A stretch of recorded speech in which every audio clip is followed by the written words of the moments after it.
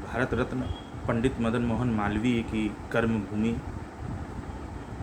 महामना की बगिया और सर्व विद्या की राजधानी काशी हिंदू विश्वविद्यालय में कौन नहीं पढ़ना चाहता। 1300 एकड़ में फैले एशिया का सबसे बड़ा आवासीय विश्वविद्यालय जब 2016 में अपनी शताब्दी वर्ष मना रहा था, तो कौन जानता था कि आने वाले 3-4 सालों में एक ऐसा विश्वव्यापी महामारी आएगा जो विश्वविद्यालय के प्रवेश प्रक्रिया से लेकर परीक्षा प्रक्रिया के कसौटी को भी बदल कर रख देगा। ओपन बुक एग्जामिनेशन के लाखों फ़ायदे हम क्यों न गिना लें, लेकिन जो मोबाइल और किताबें परीक्षा के दौरान प्रतिबंधित हुआ करती थी, आज सिर्फ उन्हीं का सहारा है। मैं doctor RP. Sonkar, assistant professor मनोविज्ञान विभाग, वसंत कन्या महाविद्यालय, काशी हिंदू विश्वविद्यालय, आप सभी सम्मानित अभिभावकों एवं प्रिय विद्यार्थियों का हार्दिक स्वागत और अभिनंदन करता हूँ। विद्यार्थियों, मैंने यह वीडियो एक बहुत ही महत्वपूर्ण मकसद के लिए बनाया है। इस समय बीएचयू के बहुत सारे विभागों में काउंसलिंग प्रक्रिया चल रही है, जिसमें यूजी एंड पीजी दोनों शामिल है। कुछ विभागों में यह प्रक्रिया लगभग पूरी होने के कगार पे है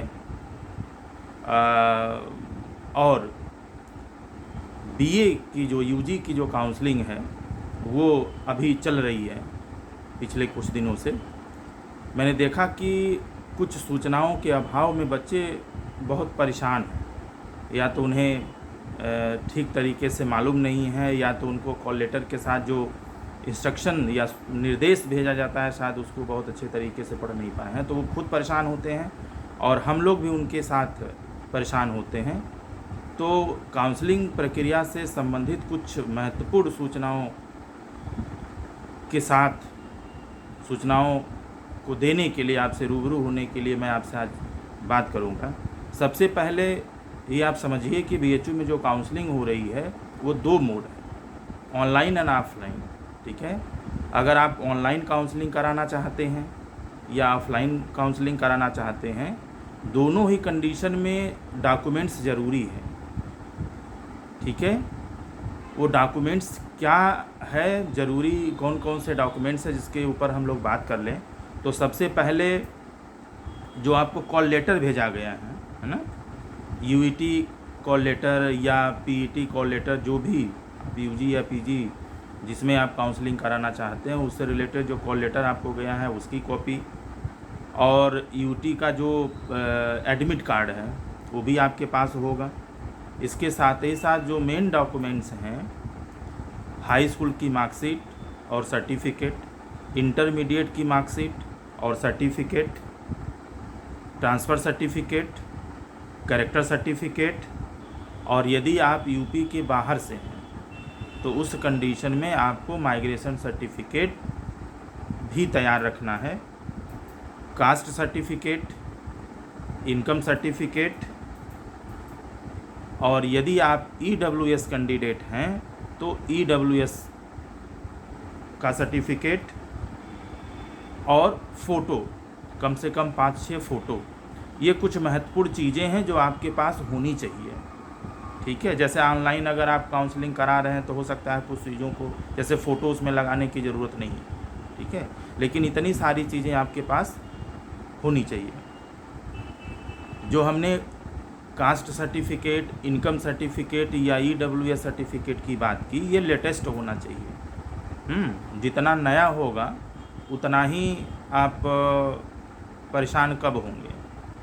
ठीक है, लेकिन अगर मान लीजिए कि आपके पास नया मतलब अगर हम कास्ट सर्टिफिकेट की बात करें तो ये 2020 से पुराना नहीं होना चाहिए ना, जुलाई 2020। अगर इनकम सर्टिफिकेट की बात करें तो जनवरी 2021 या उसके बाद का होना चाहिए। लेकिन मान लीजिए अगर आपके पास लेटेस्ट नहीं है तो आप उस विशेष कैटेगरी में एडमिशन तभी पा सकते हैं जब आपके पास कोई प्रूफ हो। तो उस कंडीशन में कम से कम एक पुराना कास्ट सर्टिफिकेट आपके पास होना ज़रूरी है। अगर हम एज की बात करें बीएचयू में एज की बात करें तो यूजी में अगर हम एज की बात करें तो 1 जुलाई 1999 से पहले की डेट ऑफ बर्थ नहीं होना चाहिए। यह बात अलग है कि कुछ विशेष कैटेगरी के बच्चों को छूट मिलती है, जैसे SC ST है तो उनको 5 इयर्स का छूट मिलता है। अगर OBC का बच्चा है तो उसको 3 साल का छूट मिलता है। ठीक है। इनकम सर्टिफिकेट के बारे में अगर हम थोड़ा सा बात करें, जो इनकम सर्टिफिकेट आप बनवा के देते हैं उसमें यदि 2.5 लाख या उसके ऊपर सालाना इनकम अगर आपके पेरेंट्स की है तो उस कंडीशन में SC ST के बच्चों को जो छूट मिलती है फीस में वो नहीं मिलती। यानी छूट तभी मिलेगा जब आपके माता पिता की आय, सालाना जो आय है वो 2.5 लाख रुपए से कम। और यही चीज़ अगर हम OBC और EWS कैंडिडेट के लिए बात करें तो उनको इसमें छूट तभी मिलती है जब उनका सालाना इनकम, सालाना जो आय है वो 8 लाख रुपए से कम हो। ठीक है। और यदि हम क्वालिफाइंग जो एग्ज़ामिनेशन उसके परसेंटेज की बात कर लें, आप BHU में फॉर्म तभी भरे होंगे जब आपका इंटरमीडिएट में, अगर आप जनरल कैंडिडेट हैं तो 50% रहना चाहिए, OBC कैंडिडेट हैं तो 45% होना चाहिए, और यदि आप SC ST कैंडिडेट हैं तो सिर्फ आपको पास होने की ज़रूरत है। अगर आप पास रहेंगे तो भी आप यह फॉर्म भर सकते हैं। ठीक है।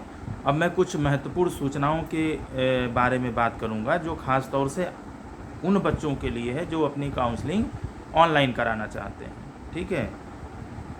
ऑनलाइन काउंसलिंग कराने वाले बच्चों को आप अपने सारे डॉक्यूमेंट्स, जो अभी हमने कुछ समय पहले बात की थी, उन सारे डॉक्यूमेंट्स को बिल्कुल साफ़ सुथरा स्कैन कर लीजिए, और स्कैन करने के बाद जो लिंक आपको भेजा गया है उस पर आप अपलोड करें। ठीक है। और अपलोड करने के बाद आप स्वयं यह जान लें कि जो डॉक्यूमेंट्स आपने स्कैन करके किया है वो पहुंचा है कि नहीं, साफ़ सुथरा है कि नहीं। ठीक है। इससे आपको और काउंसलिंग कमेटी को भी, जो एडमिशन कमेटी है, उसको भी प्रॉब्लम नहीं होती है। दूसरी चीज़, जो सर्टिफिकेट आपके पास न हो उसका अंडरटेकिंग आपको जो भेजा गया है कॉल लेटर, उसके साथ अंडरटेकिंग फॉर्म भी है, जो फॉर्मेट है वो भी है। आप उस पर अंडरटेकिंग, जैसे मान लीजिए TC CC या माइग्रेशन या तीनों नहीं आपके पास है तो अंडरटेकिंग में जा करके उसको भरिए, अपना साइन करके उसको स्कैन करके और उसको अपलोड करिए। ठीक है। एक महत्वपूर्ण बात और मैं आपसे ऑनलाइन काउंसलिंग के बारे में कहना चाहता हूँ कि आपको जो प्रेफरेंसेस ना, सभी को, चाहे ऑफलाइन हो या ऑनलाइन हो, प्रेफरेंसेस भरने होते हैं। तो आप जितने भी प्रेफरेंसेस हैं आप उनको बहुत सावधानी पूर्वक से सोच और समझ करके भरिए। प्रेफरेंसेस, जैसे मान लीजिए कि अगर आपका इंडेक्स ज़्यादा है तो उस कंडीशन में आपका एडमिशन मेन कैंपस, जिसको FMC बोला जाता है, जो कोएड है मेन डिपार्टमेंट में, मेन कैंपस में, उसमें एडमिशन हो जाए तो वहाँ पे प्रेफरेंसेस कम हैं, 10-12 के करीब होंगे। ठीक है। या थोड़ा कम और इंडेक्स रहता है तो महिला महाविद्यालय है जो कैंपस के अंदर है, उसमें आपका एडमिशन होगा तो दोनों मिला करके 20-22 के करीब प्रेफरेंसेस होंगे, आप उनको भर सकते हैं। लेकिन अगर आपका इंडेक्स कम है तो BHU कैंपस के बाहर 4 एफिलिएटेड कॉलेज हैं BHU के।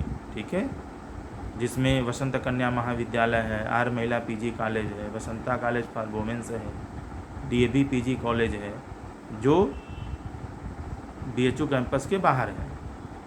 तो आपके रैंक के हिसाब से, जैसा रैंक रहता है उसके हिसाब से और भरे गए प्रेफरेंसेस के हिसाब से, प्रेफरेंस जब आप भरते हैं तो उसमें 2 चीज़ों के आधार पे आपको कॉलेज अलॉट होता है। एक तो आप कौन सा कॉलेज मांग रहे हैं और दूसरा आपका इंडेक्स क्या है। ठीक है।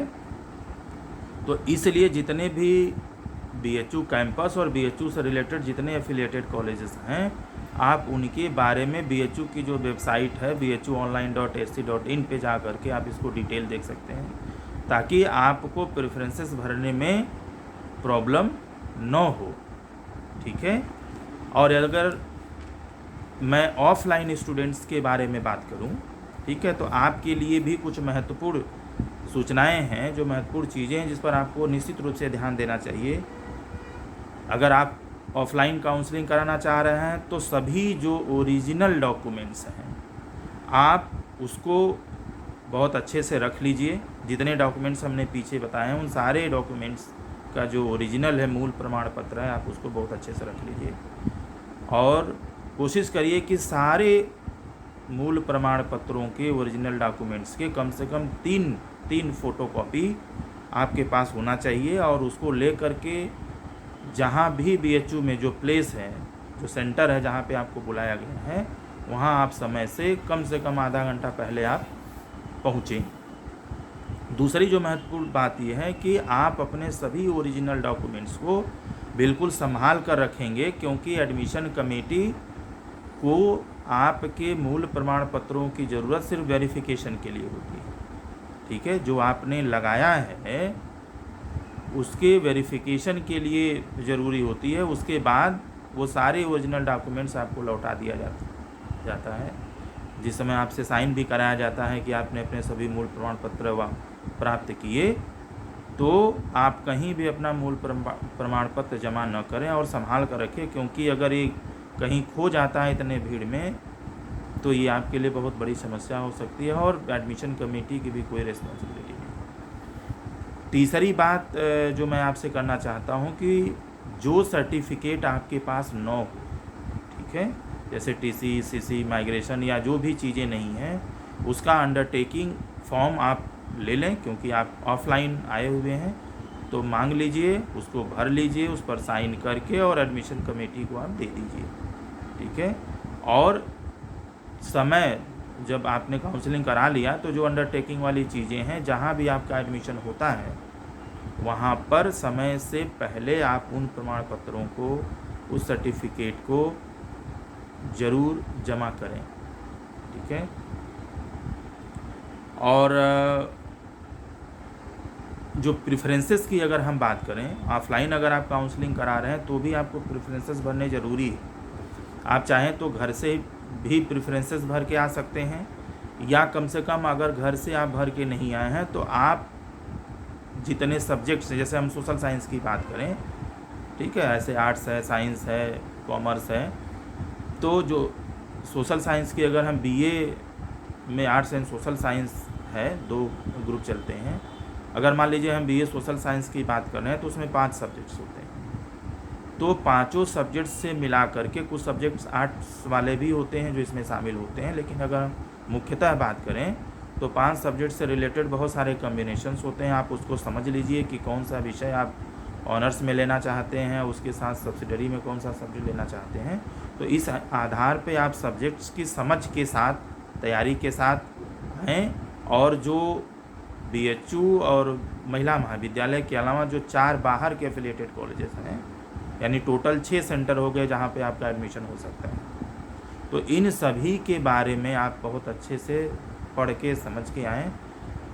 और फिर अगर आप मान लीजिए नहीं भर के आए हैं तो जो काउंसलिंग कमेटी में जो टीचर्स रहते हैं, जो आपके प्रेफरेंसेस आप भरवाते हैं, जैसे आप कहते हैं वैसे उस टीचर्स आपकी प्रेफरेंसेस भरते हैं और आप उस पर साइन करते हैं कि भरे गए प्रेफरेंसेस से हम सहमत हैं या हमारी इच्छा अनुसार भरा गया है। तो इसके लिए आप बैठ कर के भरवाएँ और पढ़ के समझ के आएंगे तो सही डिसीजन कम समय में लेंगे और आगे चल कर के प्रॉब्लम नहीं होगी। क्योंकि ऐसा होता है कि कई बार हम ऑनर्स कुछ ले लेते हैं और बाद में प्रॉब्लम होती है तो छोड़ने की नौबत आ जाती है। ठीक है। और एक महत्वपूर्ण बात ये है, चाहे दोनों मोड में जो लोग काउंसलिंग कराए हैं, कि आप काउंसलिंग होने के बाद जब तक एडमिशन प्रोसेस कंप्लीट नहीं हो जाता है तब तक आप अपने पोर्टल को अवश्य चेक करते रहिए। दिन में कम से कम 2 से 3 बार ज़रूर चेक करते रहिए, ठीक है। आपका एडमिशन हुआ या नहीं होना है, जब तक ये कंप्लीट ना हो जाए तब तक आप चेक करते रहिए। कभी कभी क्या होता है कि आपको लेटर भेज दिया जाता है या आपको कॉल लेटर भेज दिया जाता है और आप नहीं देखते हैं, फिर आपसे लो रैंक वाले बच्चे आते हैं और उनका एडमिशन हो जाता है। तो उसको ज़रूर चेक करते रहना जब तक कि एडमिशन प्रोसेस कंप्लीट ना हो जाए।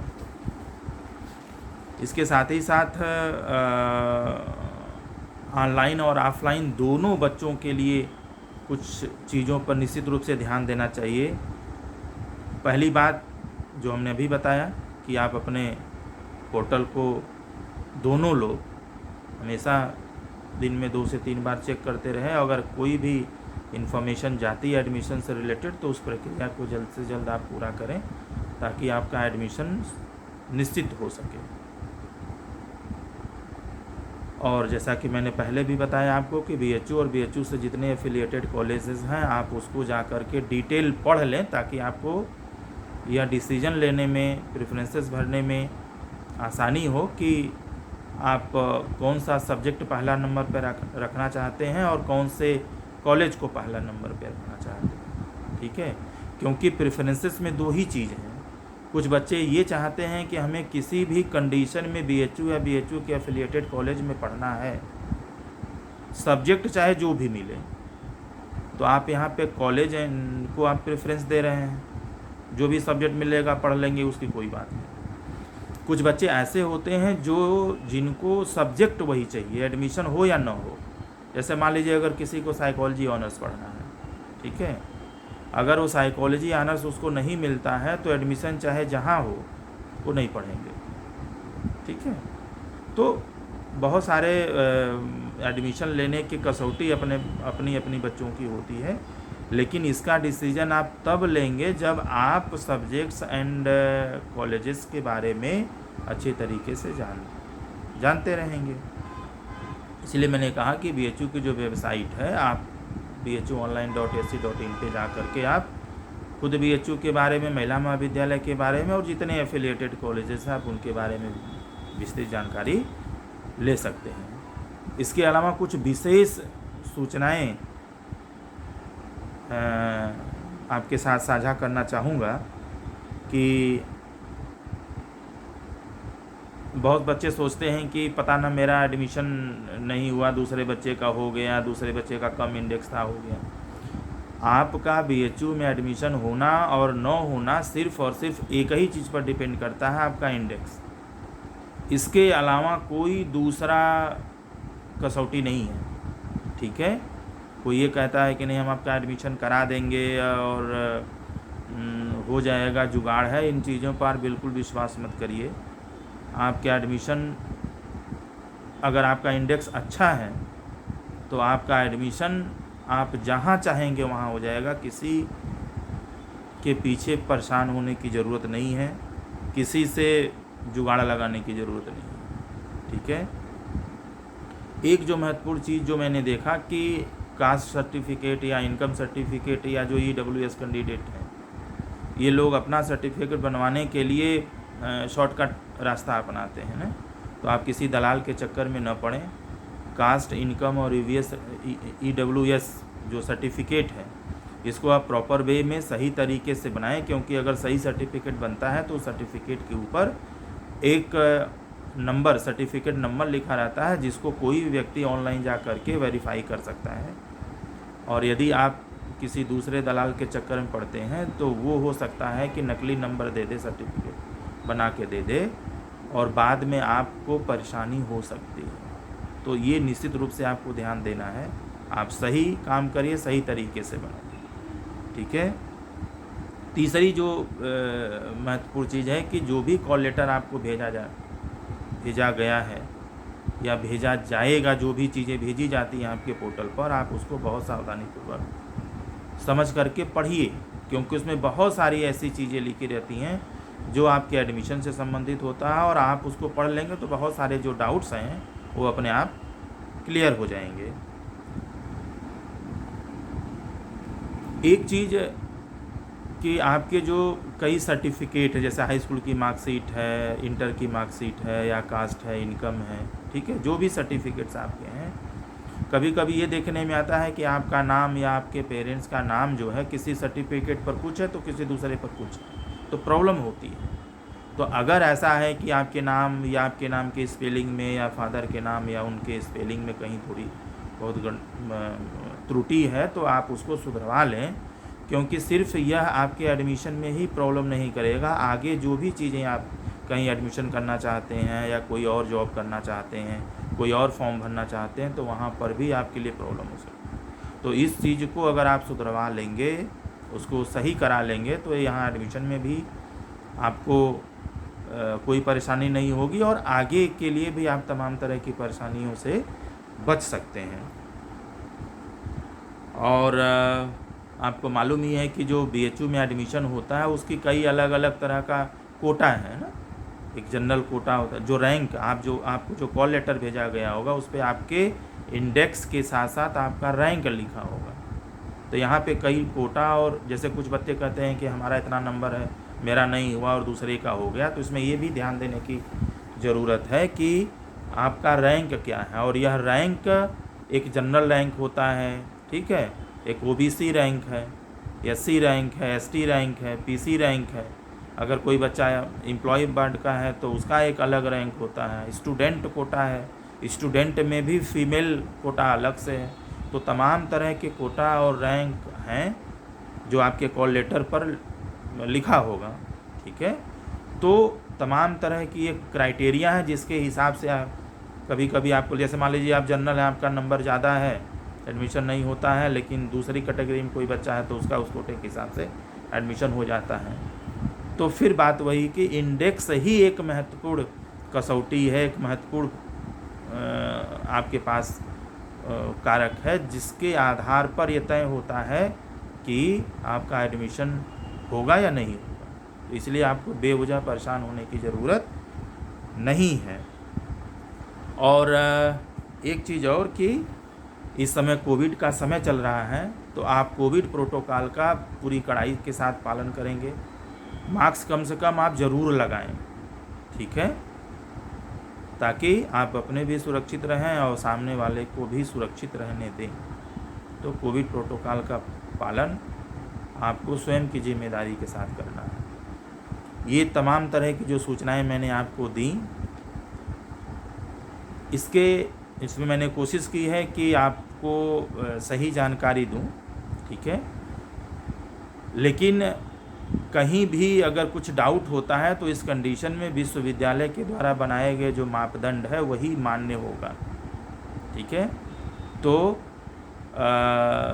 इन्हीं शब्दों के साथ आप सभी को बहुत बहुत धन्यवाद और बहुत बहुत शुभकामनाएं कि आपका एडमिशन BHU में हो और आप बहुत अच्छे से यहाँ से पढ़ें और जीवन में बहुत अच्छा काम करें, अपना नाम करें, अपने समाज का नाम करें, देश का नाम करें और BHU की प्रतिमा को बनाए रखें। BHU की जो प्रतिभा है और उसकी जो प्रतिमा है वो सबके सामने सकारात्मक रूप से पहुँचाएं। आप सभी का बहुत बहुत धन्यवाद।